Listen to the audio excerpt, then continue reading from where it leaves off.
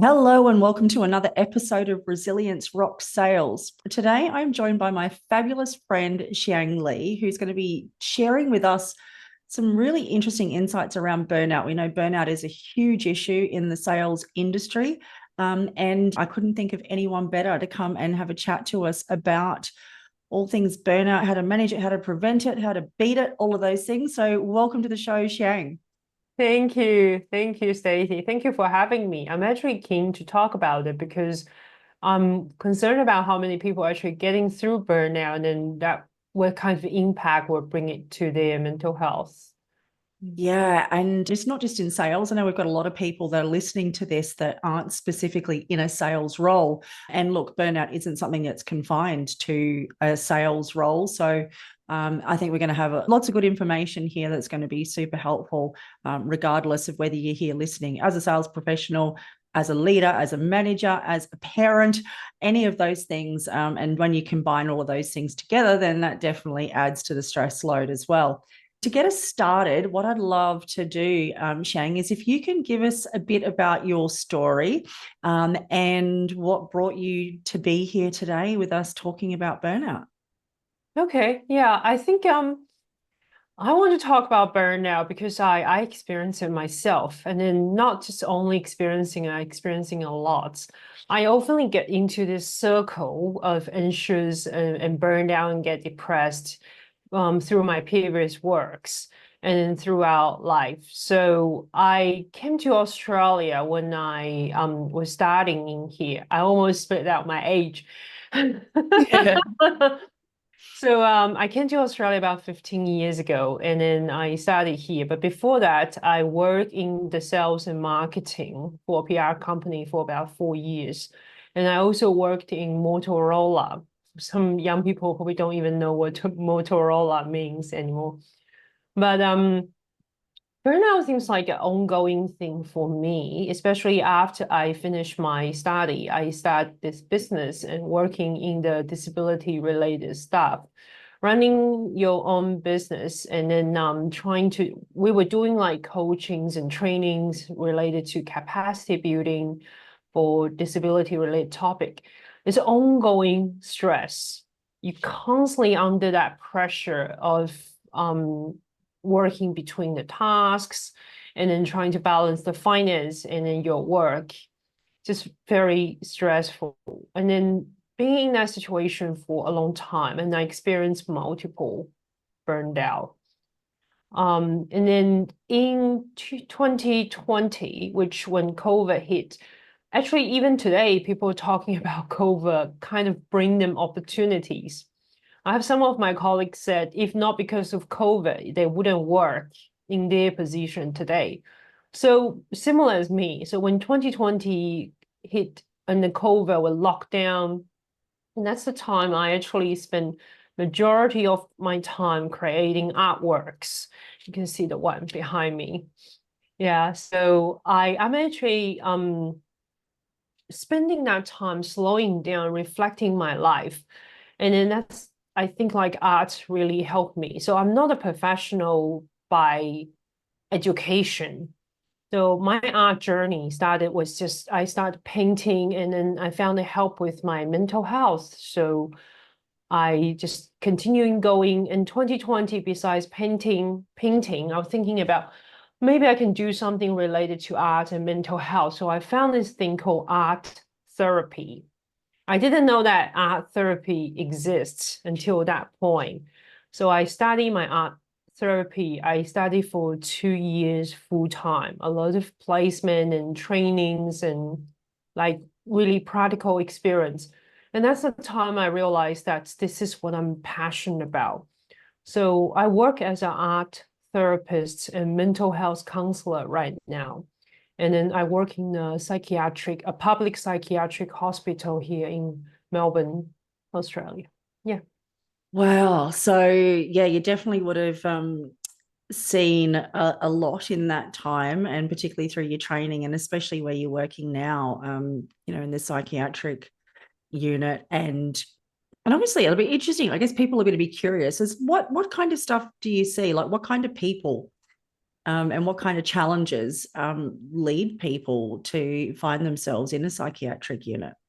Yeah. So in Australia, so before I started working psychiatric unit, or even when I was a little, like before I joined the society, in my imagination, psychiatric union is just a whole bunch of mad people throwing things and then think they are animals or think they are mushrooms sitting in a corner.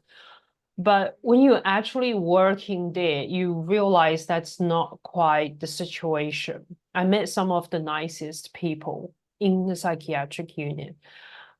So in Australia, we have two types of things. One is the public hospital, which is where I'm working right now. So in the public setting, we have more acute cases. A majority of people are actually brought in by the police.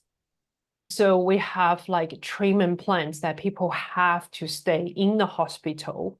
We also like, it's called treatment orders. And then even like when people leave the hospital, this community treatment orders means in a simple way, even they're leaving home, they still have to go to see their doctors and get the injections or tablets on time.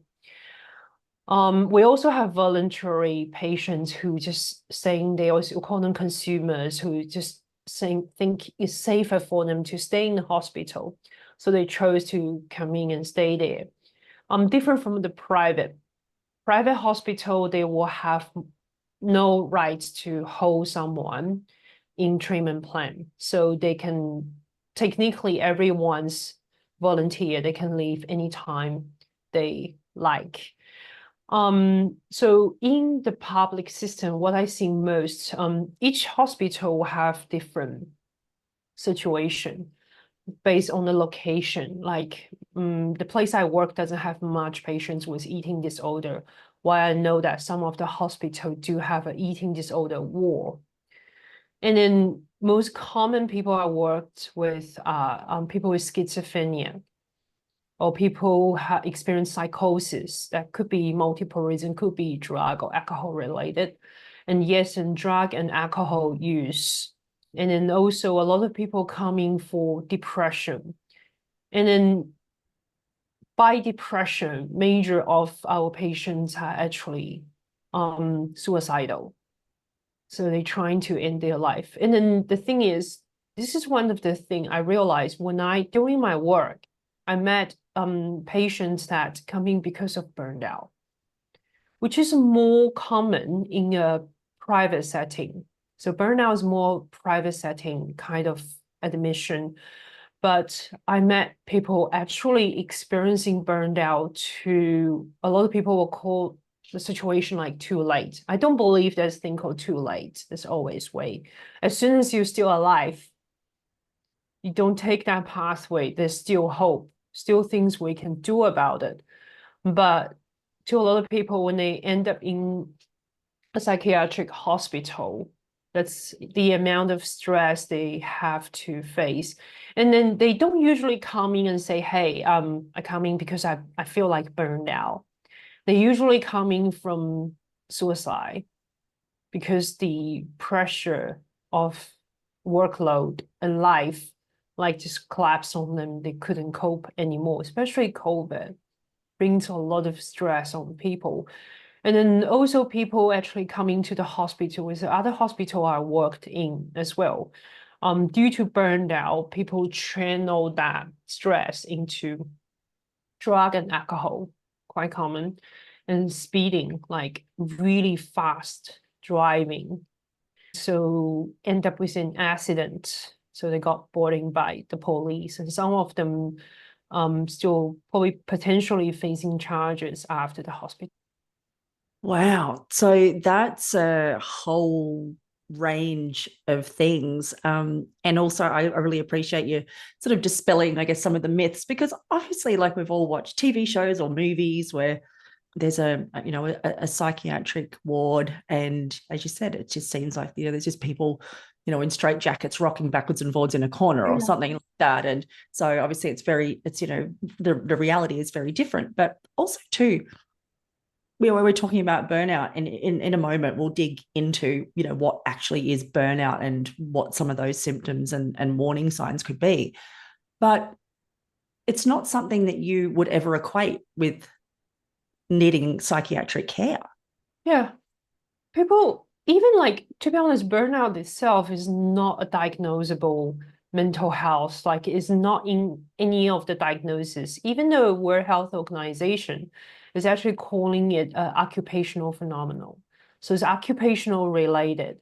But it actually is not a diagnosis, not like depression, anxiety, or schizophrenia, or PTSD, but like all these kind of things you can diagnose. So burnout, so far as I'm aware, that we don't really diagnose someone as burned out, but burned out would bring in the symptoms like similar to depression, anxiety, self-doubt, which is something very similar to this kind of, it has a cross zone. So I can talk about my own experience of burned out, which, yeah, I never thought about until I met those people. I never thought about it can go that bad, because I saw a lot of people talk about burnout, say, oh, people don't know they burned out, and then here's the symptoms. I actually think most of the people know that they are burned out. This is why when we do a survey, a lot of workplace people say, oh, we have 60%, 80% people say they burned out. So people understand that, hey, I feel burned out. They know. They just didn't know that if they don't work on it, how bad it will be growing. So from my experience, when I burned out, it's also, this is based on a lot of people's my research on a lot of people's experience, is you feeling tired. It's quite common. And then this is the stage most of the people are aware that I'm burned out, that I feel so tired. And but being a female, it could be low iron. This is what your GP might do it for you. Instead of testing for burned out, you can't get a blood test and then there's a sign say, hey, you burned out. It tests your iron level. But when your iron level is actually normal and a lot of things, and you're just feeling this tired, and then you're having that resistance of going to work. So even for my previous business, I work from home. I don't have to drive to work. I still feeling the resistance just to open my laptop, open my emails, and that kind of resistance.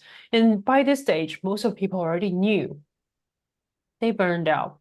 But a lot of advice people gave is to reduce workload. And then talk to your manager and reduce your workload, and then having time for yourself. But that's might not be an option for a lot of people. Like when I was running my own business, sometimes I can't. Even how much I don't want to go one day for work meetings, but I have to keep the business going. There's people waiting for me to pay their salary. And then when it comes to burnout, like occupation, people think about work related, but a lot of parents are burned out. And then you can't just talk to your kids, say, hey, mom's really burned out at the moment. Are you okay tomorrow? I take day off. You do everything yourself. No, your baby will be crying and need your help. Parenting is a 24 hours job. And then how to managing this kind of emotions, which we'll be talk about it later. And then this is one of the common stage of burnout that people notice that, okay, I'm burned out. But there are symptoms that people might not notice is actually associate with burned out. One is related to eating. People tend to like junk food and then eating more sugar. I know that burger advertisements when you're driving on the highway, so tempting. And then the sugar. And then as a woman, I always like, oh, I'm craving sugar. That's normal. That's just being a woman. But no, that's not. Sometimes I feel like that craving sugar. And then you often forgot to drink water. So you put your self-care, like you throw your self-care out of the picture because everything's demanding your time. And then people like they can stop taking showers. So personal hygiene and stop changing clothes and then even stop leaving the house. These all kind of things. So this self-care just out of the picture. This could be a result of burned out, but it's very similar to depression. So depression will make you do these things too. And then another symptoms of I observe of burned out is the anger. I am a dynamite all the time. According to my neighbor, I'm the sweetest person. But when I burned out, even the smallest things can just like can make you like so angry. You just like 2 weeks ago, I went to work and then realized there's some change of the group timetable, which I ran groups, therapy groups in the hospital, and one of my colleagues told me about it, and I was very angry. I don't have to be angry about it, it's just changing of time, but I was very angry. At that moment, I realized I self-reflected on this one. I apologized to my colleagues. I say I shouldn't be this cranky.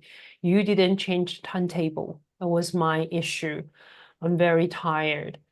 But some people do get that crankiness with life. And then when I was used to in my old business, when I get some emails and trying to just to ask me for something, could be from a staff, just small things. Like we do a lot of training and people might ask me for catering.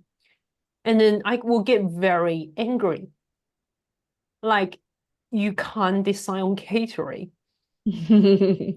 Why you have to ask me for everything? And then I got really, really angry. That's a leadership issue, which probably is another topic. Oh, we talk about leadership here too. So yeah, It's feeding. look, and all of that, like so many of these things overlap as well. As you said, Yeah. like, parents, and I was doing some research last year, and it said that I think the stat was like 66% of working parents are burned out, and especially after having kids home for a year or two and having to juggle all of those things as well. So, it sounds like there are many, many factors that can contribute to it. And also there's many, many symptoms. And as you said, a lot of those symptoms could be something else. A lot of those symptoms in isolation don't seem like much at all. Some of them just sound like being a teenage boy, like not showering and not wanting to leave the house. So if somebody was listening to this and they were sort of thinking about, they're thinking, oh, do you know what? That sounds a bit like how I've been feeling lately.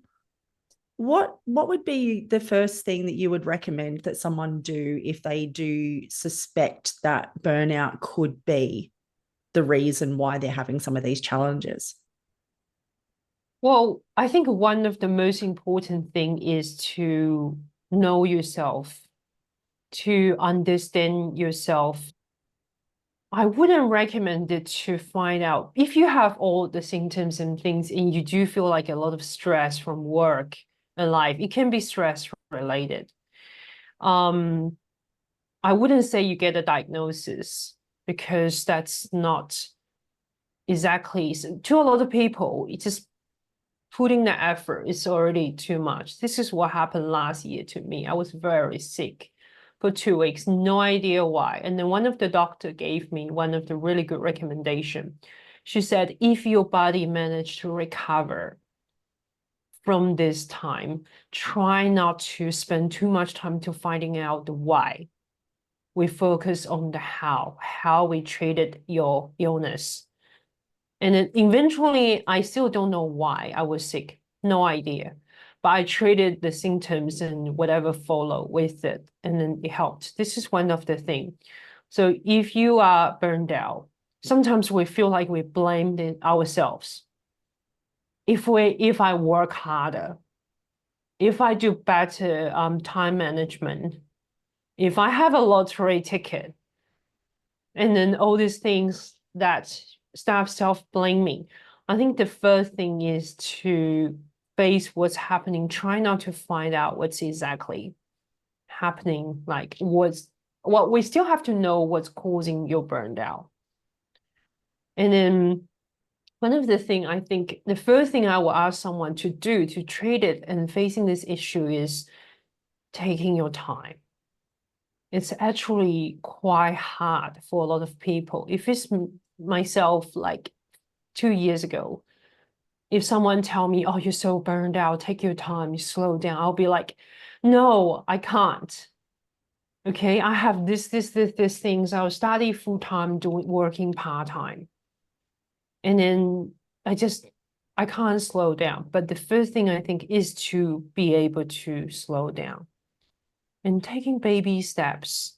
I'm not saying that you shut down right away. Okay, I'm just going to completely shut down. It's just taking your time, because I saw some YouTube videos or on Instagram. There's some videos say 10 steps you do from today, and then you will see your life different from like whenever time.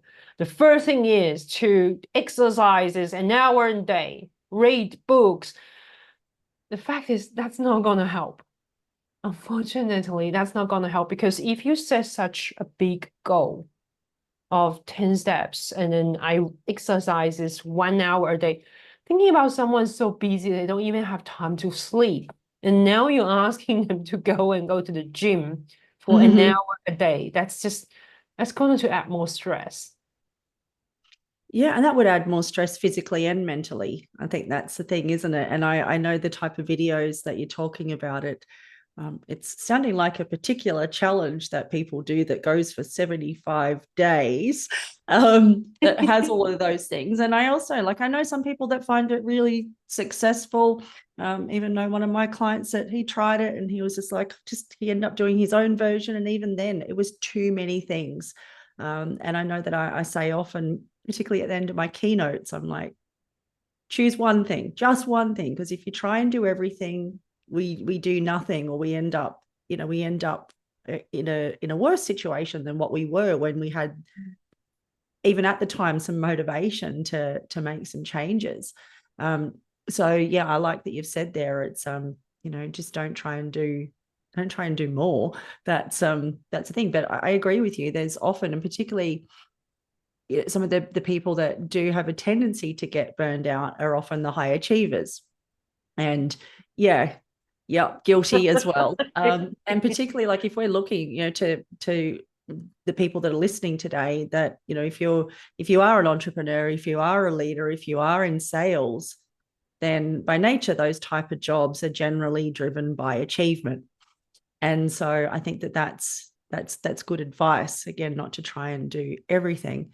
But if we're talking to someone then, and they've recognized that, and they're starting to tune into themselves, and they're starting to, again, have that little bit of more self-awareness and be able to actually have a little bit more of a baseline or a benchmark of what is, a good space for them to be in, physically, emotionally, and all those things. What kind of things would you recommend would help somebody that might be finding it difficult to go, well, actually, there's just so much going on now, I don't even know how to do that, as far as being able to get that level of self-awareness and know what's going on? Are there any type of practices or processes that you would recommend for someone to do for that?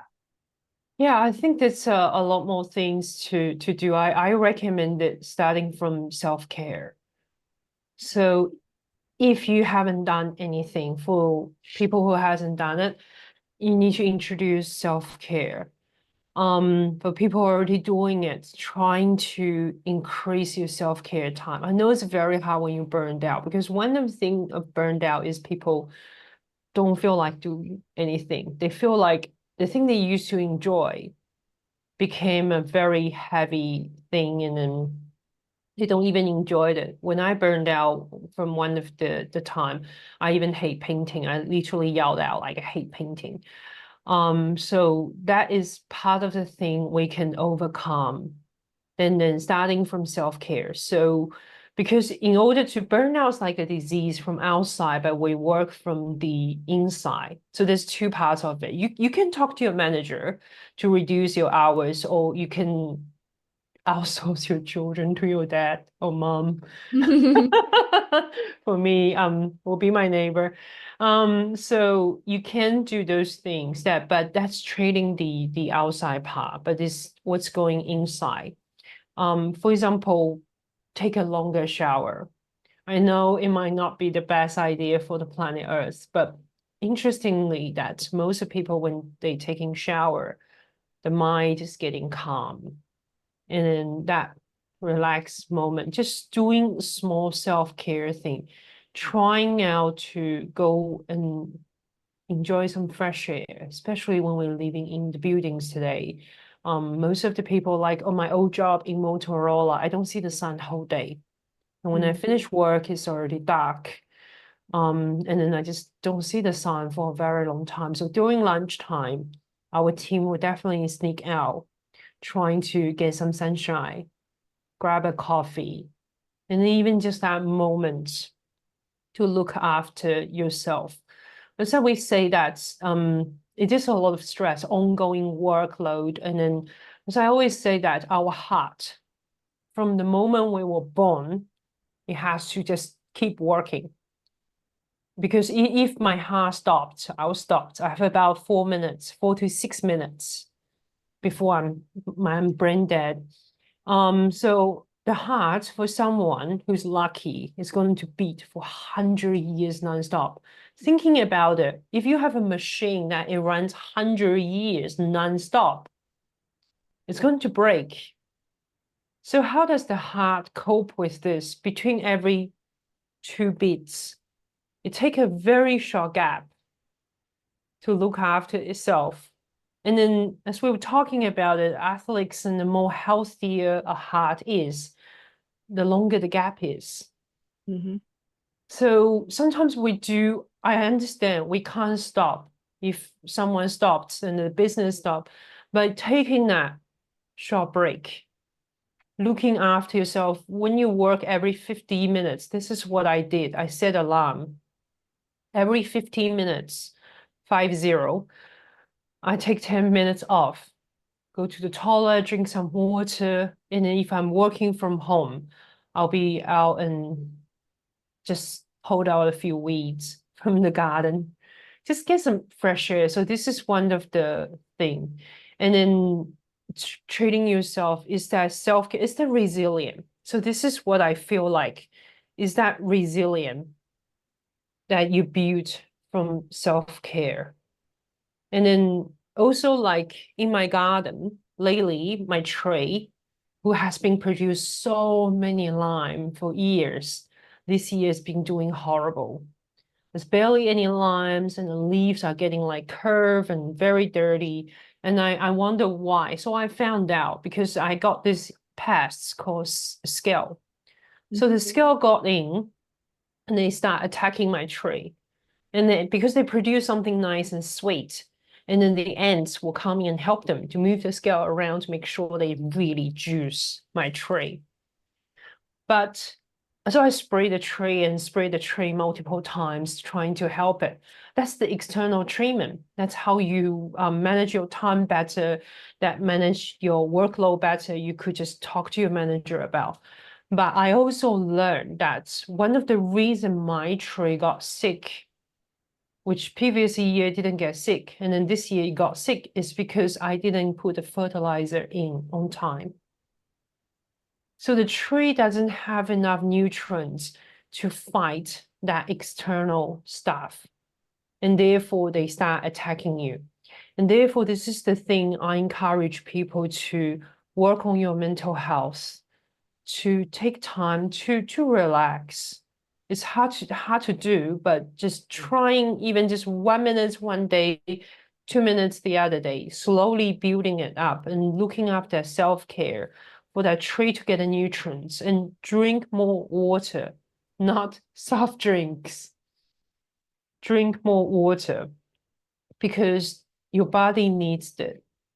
And then that will help your system to run better, because craving soft drinks is also part of the symptoms. Oh, Yeah. it is. Sugar becomes that addiction, and then that creates another element of stress in the body, but particularly the water, because especially our brains, Yeah. like so much of the brain is water. And so when we get dehydrated, that's why most times if people have a headache, usually the first thing, have a drink of water, because most of the headaches are caused by dehydration. Whereas Yeah. a lot of people just reach for a tablet and have Yeah. a tiny bit of water, and the tablets instead have lots of water and not the tablets. There's obviously a time for when these things are helpful, but not as a first step. Yeah. So, and I love that you shared the story of the tree, because, and we've talked before, there's so many incredible metaphors for our mental health when we look at gardening. And I know personally, having turned my balcony into a garden and a food source, that there's been so many lessons there around resilience and just those little things that we need to do on a consistent basis. And it's interesting because I find that the garden is such a visual representation. It tells you when something is missing. It tells you when there's too much or too little of things. And it's the type of thing where, you do need to go and weed, need to create the space so that the negative aspects are not competing for the nutrients with the healthy things that we want to encourage to grow. And then, as you said, sometimes there's a pest that gets in there, the scale, like I had problems with caterpillars and things like that. And of course, then there's that element of feeling disheartened about it and just going, oh my gosh, I put so much work into this. And then something's just come across, tried to destroy it on me. But yeah, I think there's many, many metaphors. And I think, again, even when you say self-care, I think putting myself in the shoes of, many of the people in the audience, particularly men. I think a lot of men will recoil when you say self-care. Yeah. Because they sort of feel it's like, oh, that's a girly thing to do, or, that I don't have time for that. So I love that you recommended even just, 1 minute longer in the shower. Yeah. And yeah, I love it. I was taught a visualization once where, you visualize the water as it washes over your body, washing every bit of negativity and every bit of stress down the plug hole. And you can even like watch it go down the plug hole. So, and just breath. I think that's one of the other things too, isn't it? Is no matter the situation, in 30 seconds, with just taking a few extra deeper breaths and exhaling a little slower than you normally do, that these things, again, it's you're showing that you care. Self-care is care for yourself. And so I think even if we just pull that apart slightly different, care for yourself. It's even the whole story about the oxygen mask, isn't it? They always say you've got to put the oxygen mask on yourself before you assist anybody else. Exactly. So I think these are the things that are really important to take away from this. So, we've talked a little bit about what burnout is, and I guess how prevalent it is as well. And obviously the extreme consequences of not treating it early. But what would you say 2 to 3 things that people that may have no symptoms, no experience or anything like, they feel like they're in a good place? Because we talk about resilience and this sort of stuff as being a proactive thing, and everything we can do beforehand is going to create a better outcome on the back end. So what would be 2 to 3 things that you would recommend, particularly as in your professional experience? What would you recommend people could do on a daily basis that may only take them a few minutes, that could really add a lot of benefit in the long run for them to prevent experiencing burnout?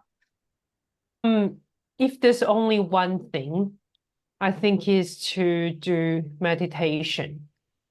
A lot of people talk about meditation and then having that mindfulness moments, which will actually making you more relaxed in your body, more relaxed.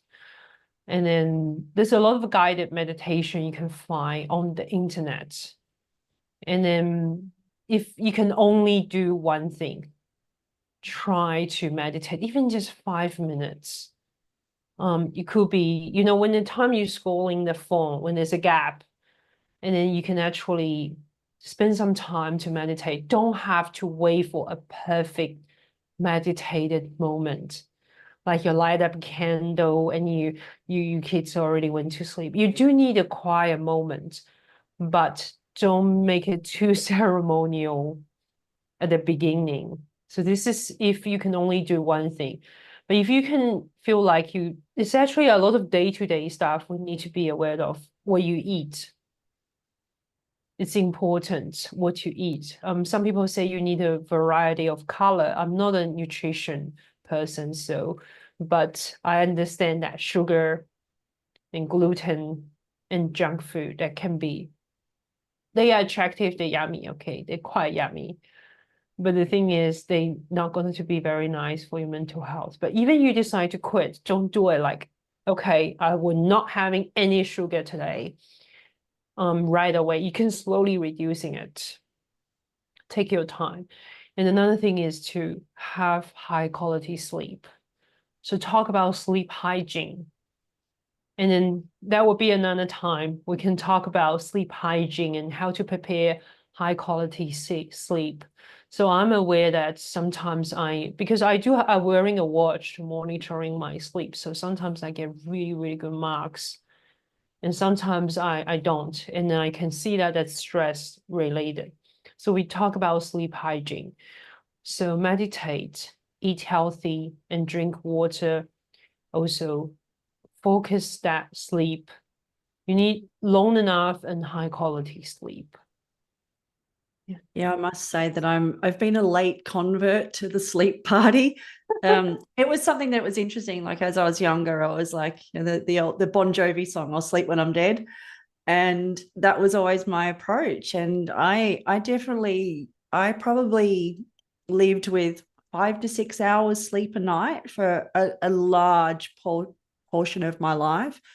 And it wasn't until I was competing in elite athletics about 10, 12 years ago that I had one of my PTs who was an elite rower, and she just smashed me on the importance of sleep, and not just the importance of sleep, as you said, the quality of sleep.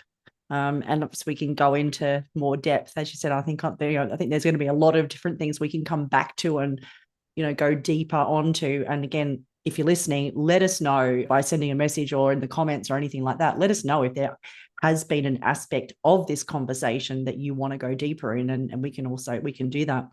But yeah, more recently, sleep has been something that I've prioritized a lot, particularly in the last month.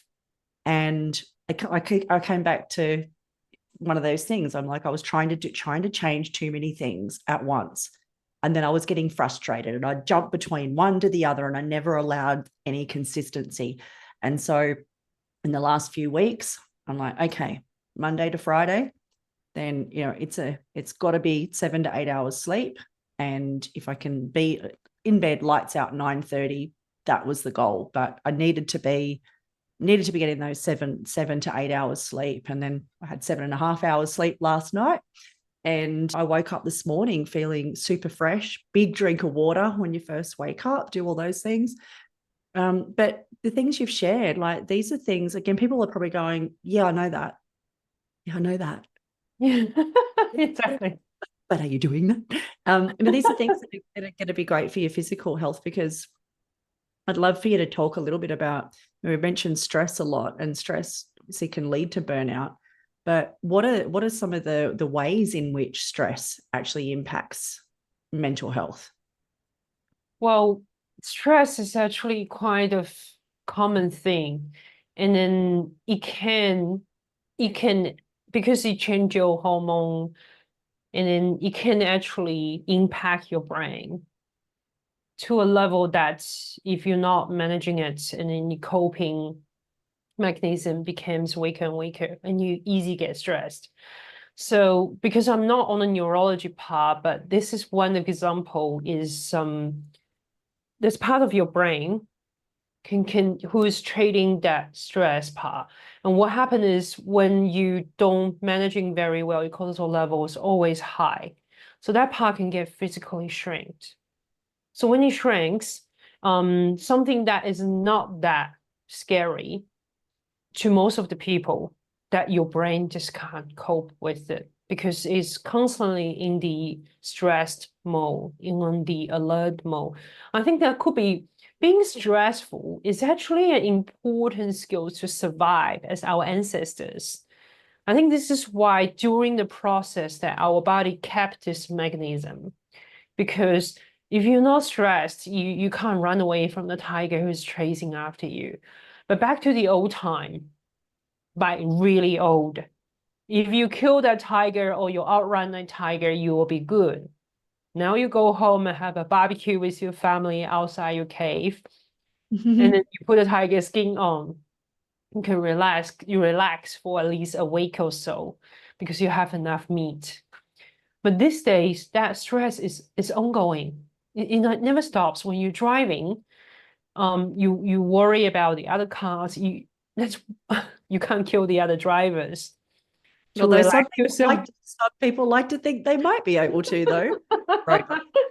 But when I'm driving in some of the countries, I behave because they legalize gun. But in Australia, so the stress is ongoing. When you go to work, the tasks is ongoing stress. And then especially when it comes to sales, I used to do that. You feel like, oh, I signed a big contract today. I celebrated tonight. But how much that joyfulness can last? Because tomorrow when you wake up is over again, you have the next KPI. And the more you achieve that goal, the more higher they raise the bar for you. It's ongoing. It's like this society is creating this stress, creating the anxiety, and a lot of products sell on this. They push that anxiety and stress onto you, so you buy their products. Like skincare products is one of the common one. And for a lot of male, it's those muscle building stuff, like your outside appearance and everything. And then people selling stuff to push that stress, creating that stress.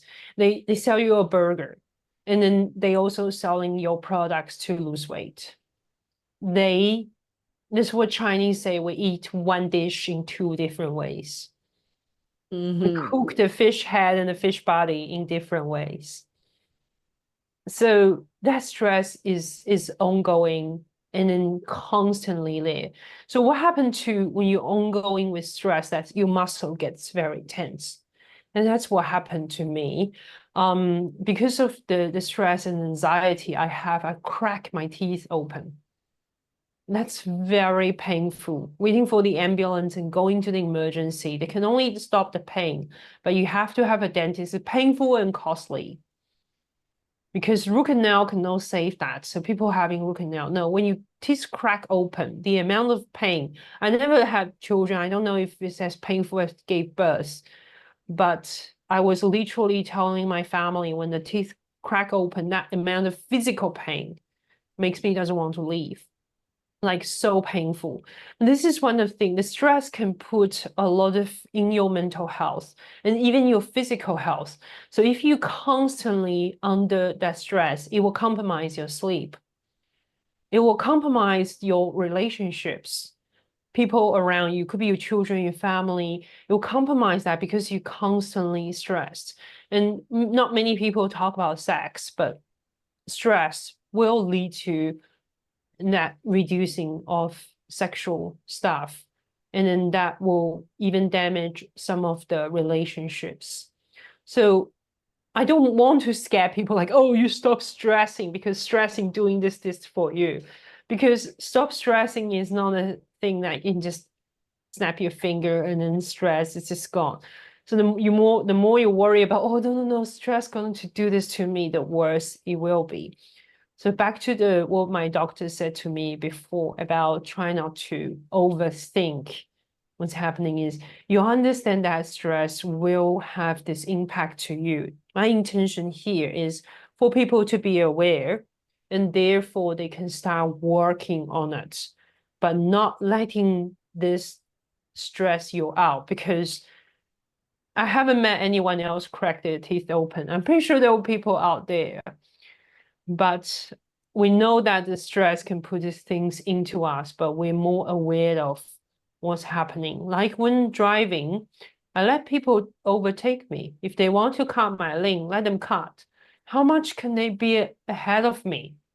10 seconds top. I And then, always, I always love when you see those people that just always, and they're always in a hurry, and they're cutting in and they're weaving in and out, and I'm just like, again, you always end up passing them further down the road anyway. That's what I think is the funniest part of it. But also too, I sort of think I wouldn't want to be them if they're feeling that level of stress and desperation and urgency. yeah.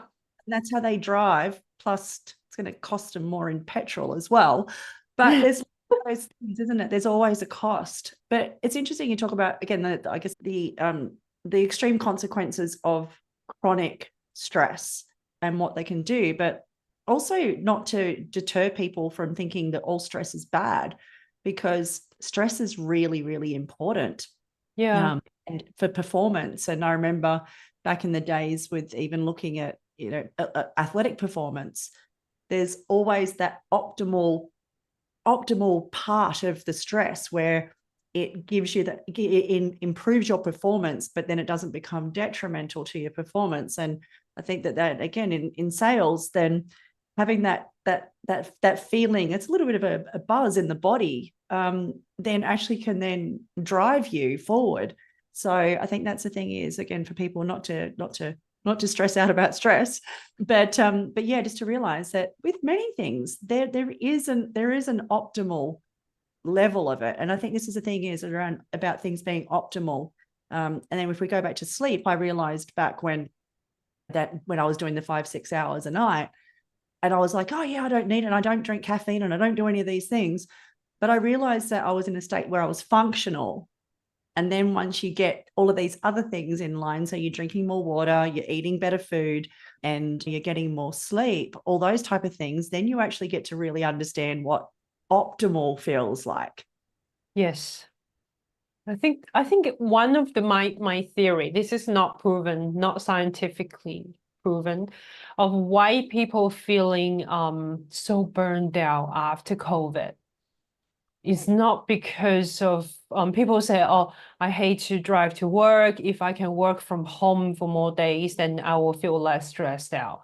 I'll feel less burned out. The thing is, a lot of parents, full-time parents, work from home all the time.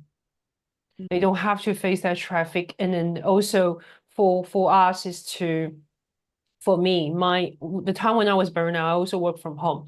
So I don't think it's the traffic and going to the office and socializing with people that stress people out. It is actually you experience the time when you can slow down.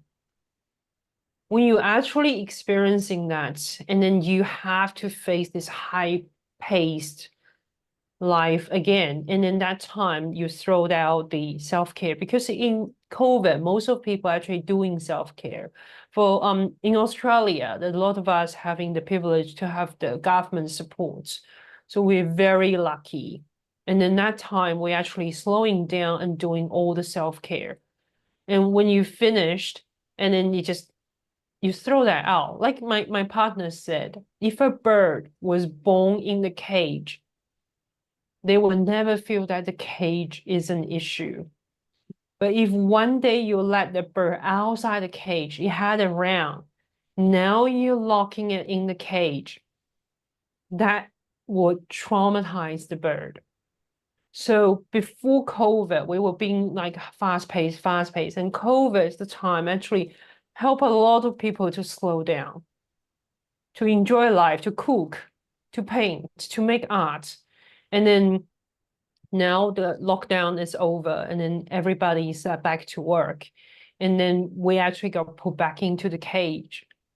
I think that is the part we need to, that's my theory of why we're feeling so much burned out.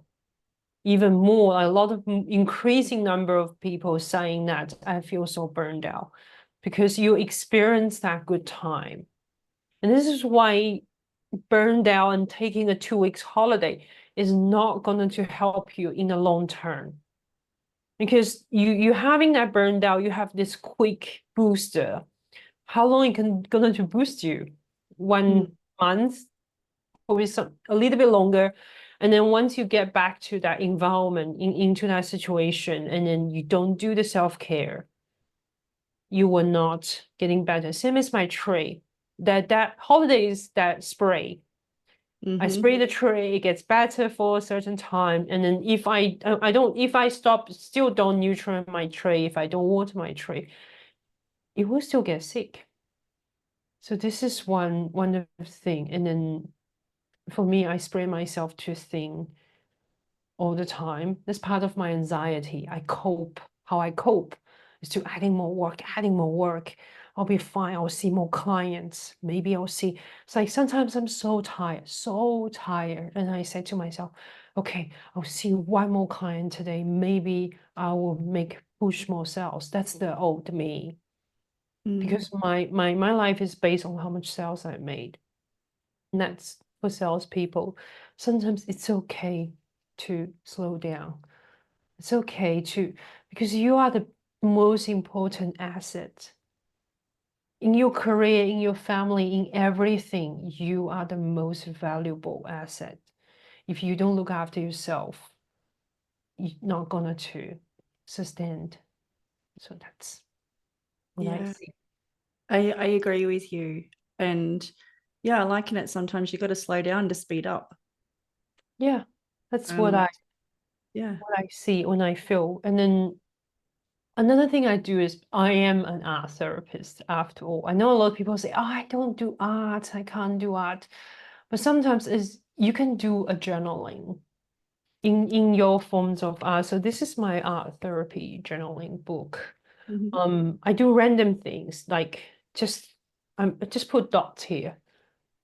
There's no purpose in anything. I'm just doing dots. The only reason I'm doing this thing is it relaxes my mind. It helps me to express my feelings and emotion. And then I don't think you need to be an artist to do a round circle.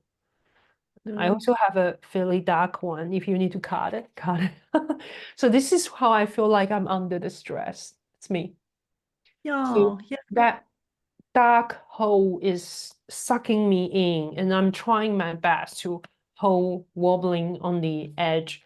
And then there's another one that I'm recently trying to make into a, I think I showed this one before to many people. I love this about the getting burnt out and the toaster because you got spread too thin. Spread too thin. Because I'm not English speaker. When I heard spread too thin, my first imagination is you didn't put that butter thick enough. Yeah, or something controversial. Could have been the Vegemite. Which is the things that protecting you from burn. Yeah, it in is. a toast. Yeah. And then this is a thing, self-care and having that resilience. And especially some people feel guilt when they're doing self-care, when they slow down. But knowing that you need to look after yourself, because literally from the moment we were born, we have to keep working. We do sleep. That's the time when my body just coming with the engineering team and maintaining everything, looking after your body. But also we need to look after ourselves. Yeah. And I love that you touched on there the element of guilt, because there is that element of, oh, look, if I'm doing this for me, then I'm neglecting something else. But also too, then that guilt gets in the way of the benefit of the self-care as well, because guilt is like a stressful emotion. And even when you say the word guilt, like to me, it feels heavy in the chest. And so recognizing that, so I guess if someone was experiencing that sensation, then just to actually go, okay, this is a normal response, and just have a deep breath and put it aside and go, this is for me, and this then is in turn, this is for everyone. Because when we're at our best, then we're at our best for everybody. So I think that there's been such really good things here, and so well tied into resilience. And because again, like resilience, like I look at it, we have these rituals, these super simple, practical things that we need to do in order to build that capacity for resilience. And the things that you've shared, if these people even just pick one thing to work on to start with, whether it's sleep, whether it's being conscious of minimizing sugar, those type of things.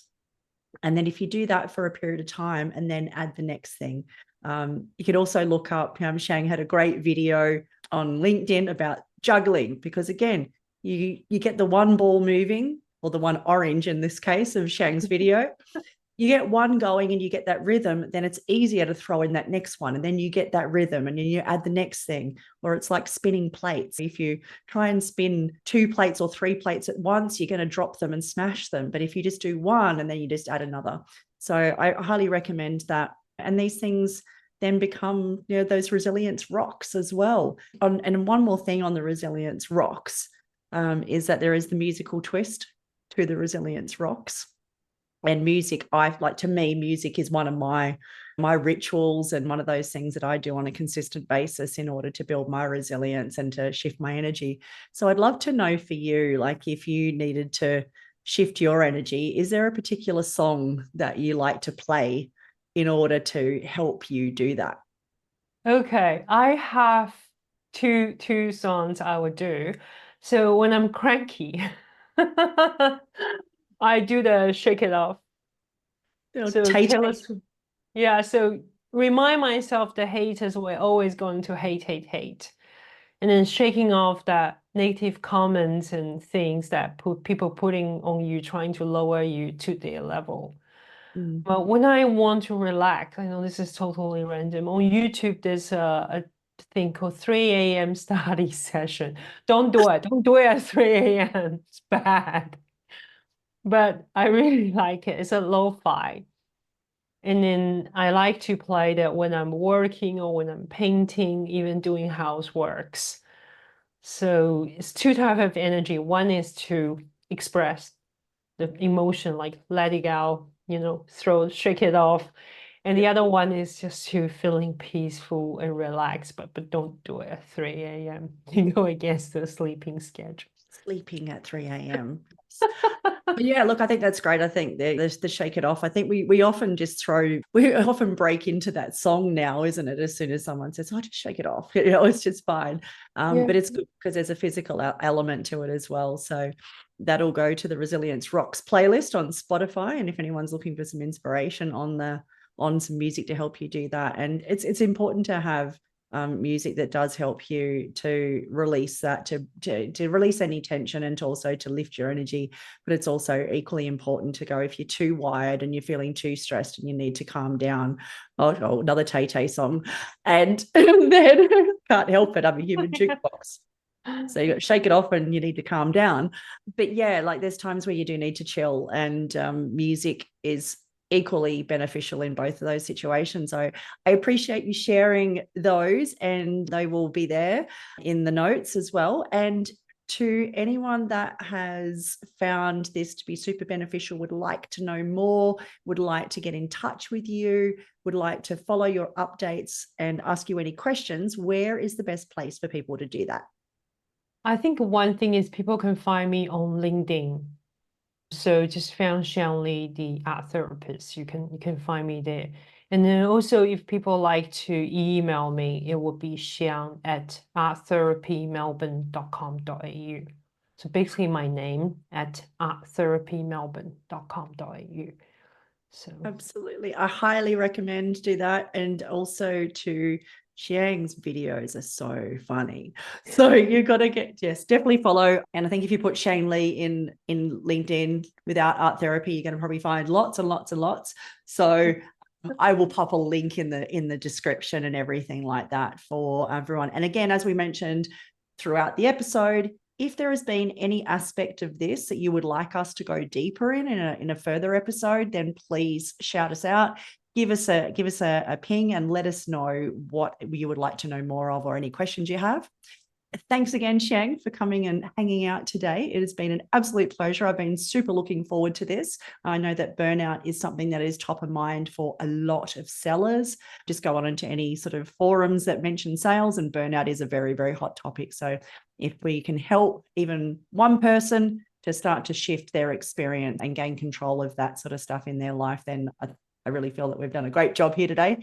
And until next time, when I see you next on the next episode of Resilience Rocks Sales, be your best. Thanks for joining us again this week on Resilience Rocks Sales. Don't just listen though, take action. The best sales professionals are always learning. Head over to resiliencerocks.com now to go backstage and get the resources mentioned today to help rock your sales goals.